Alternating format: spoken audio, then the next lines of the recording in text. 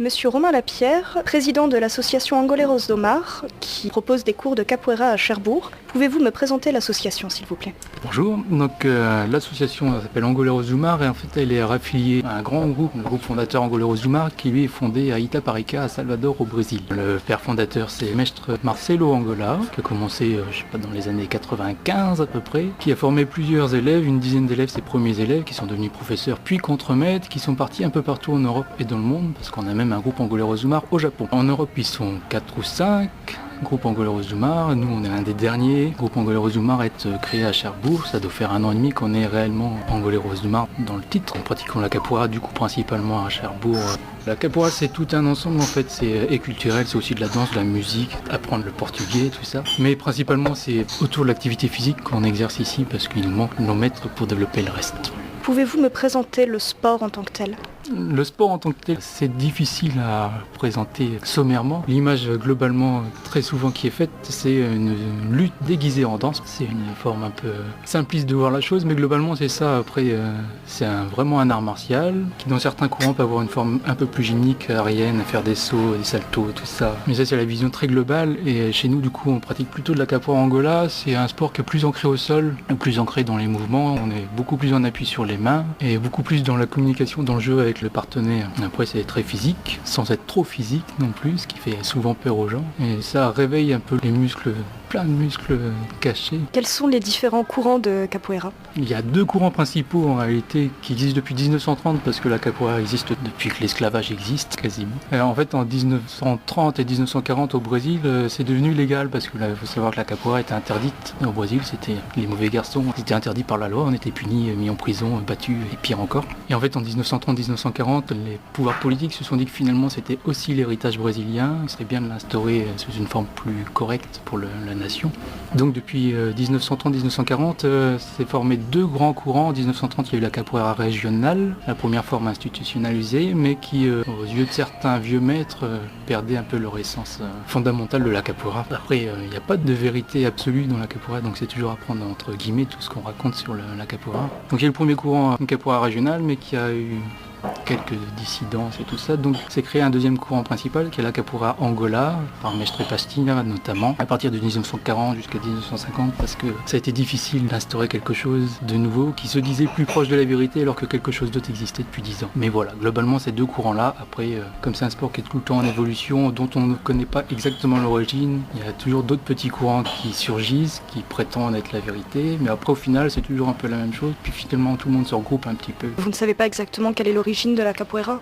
Personne ne sait. Il y a plusieurs grandes histoires qui se recoupent, qui vont vers le même sens. Tous les anciens grands maîtres s'accordent à dire que eux, c'est ce qu'ils ont, sur leur étude, sur leur parcours, sur tout ce qu'ils ont entendu parler, leur vérité se tend vers ça, vers telle ou telle histoire. Mais personne ne peut dire que ça vient de là, parce qu'en 1400, les Africains qui venaient en tant qu'esclaves, ils n'avaient pas trop le droit d'écrire les faits. Et puis c'est pas les maîtres de camp qui allaient écrire les faits sur le capoeira pour dire ça se passe comme ça, tout était caché. Les vérités sont perdues, ont été transmises à voix orale, mais sur 600 ans d'histoire, la vérité d'il y a 600 ans, elle est complètement déformée maintenant. Comment en êtes-vous venu à faire de la capoeira, puis à fonder l'association Angoleros do Mar? À titre personnel, la capoeira, j'ai découvert il y a 20 ans maintenant, par certains films et documentaires qui étaient passés à la télévision tout simplement. Après, c'est des trucs viscéraux qui vous prennent, c'est un peu comme la percussion africaine, vous savez pas pourquoi vous aimez ça, mais vous l'entendez, puis c'est là, vous savez que vous aimez ça. La capoeira, c'est pareil, il y a un instrument qui est le berimbau, vous entendez une première fois, et puis ça vous prend en trip, vous avez le poil qui se hérisse, et puis vous savez que c'est ça que vous voulez faire. Donc l'envie, elle existe depuis très longtemps. Après, malheureusement ici, il n'y avait pas, il y a 20 ans, ça n'existe pas. On ne pouvait pas se former, il n'y avait pas de groupe, ni rien. C'est il y a 5-6 ans, 7 ans peut-être, qu'un Brésilien est arrivé ici, a essayé d'ouvrir quelque chose. Et voilà, lui, il a essayé sa petite aventure tout seul. Comme ça se fait un peu partout au Brésil et ailleurs, c'est un Brésilien qui arrive, qui a des connaissances, qui essaye de créer son truc, et puis qui enseigne comme ça. Puis si la mayonnaise prend, une association se crée, et puis tout se développe.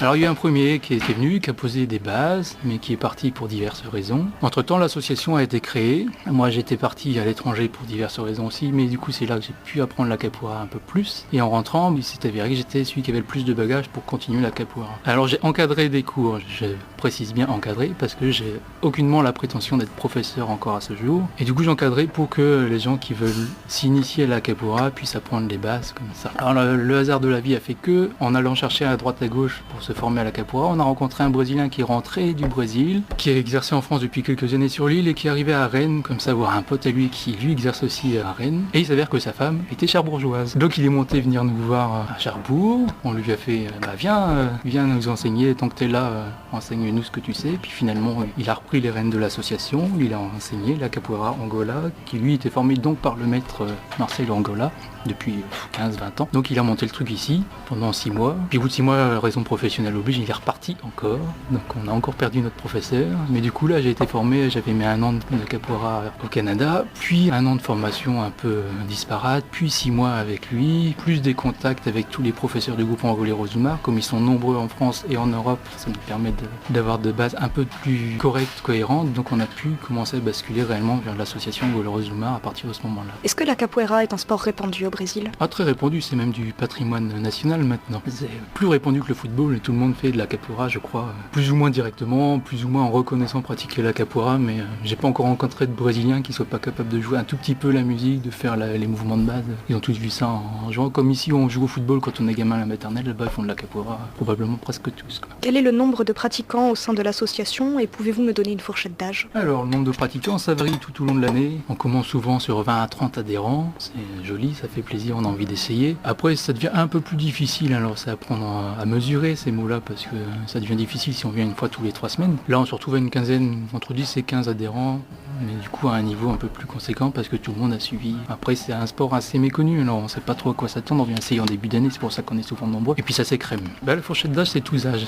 Moi, ce que j'aime dans la capoeira, c'est que ça commence à partir du moment où on est moteur et coordonné, ça peut être à 5 ans. On a le plus jeune de nos élèves devait avoir 5 ans, c'est le fils d'un des autres, qui est venu essayer et qui en a fait 1 an, qui a réussi tout à fait à suivre. Après, quand j'étais au Canada, il y a un monsieur de 58 ans qui est venu essayer, commencer, et il a continué, et maintenant il y est encore, ça fait 10 ans qu'il en fait. Donc il n'y a pas vraiment d'âge, et ce que j'aime là-dedans, c'est que quelqu'un de 5 ans va jouer avec quelqu'un de 70 ans, il n'y a aucun problème. Tout le monde joue ensemble à tout âge, et du coup là, les familles s'y retrouvent aussi. Il y a des parents qui viennent avec leurs enfants, qui du coup s'entraînent chez eux avec leurs enfants, et qui reviennent jouer comme ça, tout en famille. Quels sont les horaires et les lieux des cours? On a 2 lieux de cours, en fait, on a la salle de la Pole qui se situe près du lycée Millet, et la salle Jean Nordès qui se situe juste à côté du lycée Tocqueville, en fait. On a 3 cours par semaine, le lundi soir de 19h30 à 21h, alors ça traîne souvent un petit peu derrière parce qu'une fois qu'on est lancé. On a le jeudi soir de 20h30 à 22h et le samedi de 13h à 16h. Alors les 2 premiers cours sont des cours purement sportifs. Il y a toujours de la musique en fond, c'est associé à la capoeira, il y a toujours de la musique, mais c'est vraiment sportif parce qu'on n'a que 1h30 à 2h de cours, donc c'est ciblé. Le samedi on a 3 heures de cours, mais du coup on a 1 heure, comme c'est en plus dès 13h, c'est mieux pour la digestion. On a d'abord 1 heure où on fait que de la musique, et après on a 1 heure où on refait du sportif, et après on fait 1 heure où c'est la roda, c'est par analogie, c'est le combat de boxe sur le ring, c'est le moment où on met en application tout ce qu'on a appris. L'analogie s'arrête là parce que c'est pas vraiment un combat, c'est plus une forme de jeu. Jamais on va se toucher en capoeira,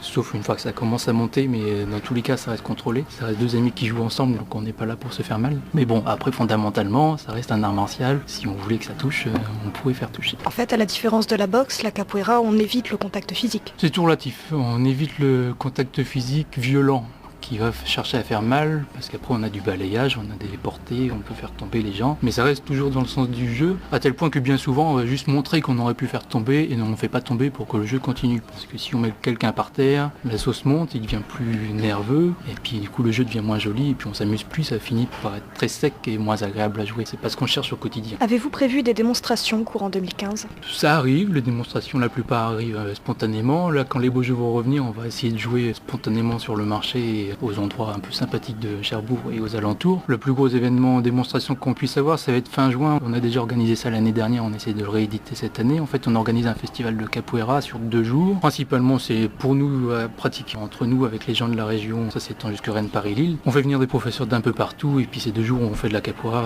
pendant 10 heures par jour, 2 jours de suite. L'année dernière, ça s'est avéré qu'on a réussi à se greffer sur les Arzimutés, fait qu'on a fait une démonstration sur place aux Arzimutés. Du coup, ça a eu un bon retour et une grosse visibilité. C'est ce qu'on essaye de refaire cette année, mais là on est encore qu'en janvier, c'est le début du projet. À quel moment on peut commencer les cours avec vous? C'est un peu n'importe quand, c'est la beauté de la capoeira. En fait, en très peu de temps, on a les pas de base, fait qu'on peut commencer ça n'importe quand dans l'année, parce qu'il faut 3-4 cours, on apprend vraiment les pas de base, et après on peut suivre tous les autres cours, parce que toutes les semaines on apprend un nouveau mouvement, et de toute façon tous les mouvements, on les axe sur la capacité de chacun. Donc à tout moment on peut prendre, c'est pas parce qu'on a commencé dès septembre que c'est trop tard pour commencer cette année. Quel est le prix de l'adhésion? On a 2 formules. On a 10 € d'adhésion à l'association, c'est obligatoire, c'est pour toute l'année, c'est pour s'assurer tout ça. Et après on a 2 formules, on peut essayer au trimestre, c'est 60 € au trimestre, ce qui fait, si on s'inscrit aux 3 trimestres à l'année, ça fait 180 €, ou alors on s'inscrit directement à l'année, c'est 150 €, c'est un tout petit rabais, mais c'est toujours ça. Quel est le matériel nécessaire pour faire de la capoeira? Eh ben quasiment rien, en fait, la plupart du temps on joue en civil avec nos tenues normales. Après à l'entraînement c'est bien d'avoir son survêtement, c'est plus souple, mais moi je suis toujours en pantalon de tous les jours en fait. La capoeira on peut trouver n'importe quand en se promenant, bon à Cherbourg pas trop, mais dans les plus grandes villes, sur Paris on peut trouver des rodas un peu n'importe quand. Si on va à l'étranger, notamment au Brésil, là on peut retrouver à tous les coins de rue, et tout moment on peut jouer. Moi j'aime bien apprendre dans n'importe quelle tenue. Après il y aura des instruments de musique à acquérir dans le temps, encore qu'on n'est pas obligé, on peut les emprunter à l'association, en tout cas à Cherbourg. Après pour pratiquer c'est comme tout instrument de musique, on apprend vite les bases, si on pratique une fois tous les 15 jours on va pas avancer grand chose. Donc c'est à ce moment là qu'il faut se dire qu'il faut acquérir le matériel, mais il n'y a rien d'obligatoire après. Donc vos membres apprennent en même temps le portugais et à jouer d'un instrument de musique? Oui, parce que notamment la roda, après tous les cours, se passe avec un fond musical de capoeira. Mais la roda, c'est 8 personnes qui tiennent une batterie et 8 instruments différents. Tout le monde doit apprendre à jouer de tous les instruments et en plus on chante, ce qui rythme la roda. Donc il y a le chanteur principal qui va entonner un chant et les 7 autres personnes vont répondre à ce chant-là. Ils vont faire un chœur, mais c'est pas que ces 7 autres personnes-là, c'est toutes les autres personnes qui vont former la roda. La roda, c'est une espèce de cercle. C'est ce qui fait que toute l'énergie est concentrée à cet endroit-là, parce que c'est pour reprendre l'analogie du ring, on n'a pas de cordes, les 4 cordes qui font les 4 côtés du ring. Nous, on a des gens qui forment un cercle et qui forment le périmètre de jeu. Et c'est au centre de ce cercle-là qu'on a 2 personnes qui vont jouer ensemble. Et pour que ça fonctionne, pour qu'il y ait vraiment une énergie, il faut que tout le monde réponde à ce chant. Tout le monde apprend à chanter, et comme ça est brésilien, que ça vient du Brésil, on chante en portugais. Par extension, on apprend à parler le portugais, parce que pour retenir les chansons, c'est plus simple de les comprendre. Et puis, qui plus est, de toute façon, la plupart des professeurs, des intervenants qui viennent sont brésiliens, parlent très bien français, mais ils vont jamais parler en français pendant les cours. C'est contre nature de parler en français. Donc on apprend le portugais par obligation, ça se fait tout seul, mais on finit par l'apprendre. Avez-vous quelque chose à ajouter?